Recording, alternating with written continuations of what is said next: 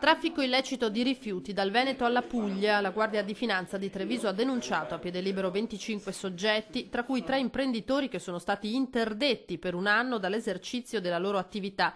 Si tratta di un broker 55enne di Mogliano, di un 62enne foggiano e di una 37enne di origini romene, sequestrati in via preventiva 3 siti di stoccaggio non autorizzati, 2 nel Veneziano, a Marghera e Malcontenta, 1 a Casalvecchio di Puglia. Quindi il risultato di cui andiamo a parlare oggi, e cioè un traffico illecito di rifiuti speciali non pericolosi,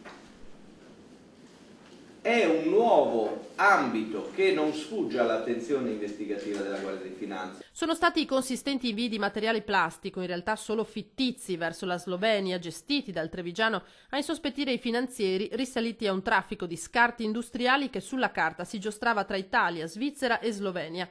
Ma in pratica i rifiuti venivano stoccati in siti non autorizzati tra Veneto e Puglia, privi di garanzie, dove non erano mappati, per poi essere rivenduti a prezzi concorrenziali.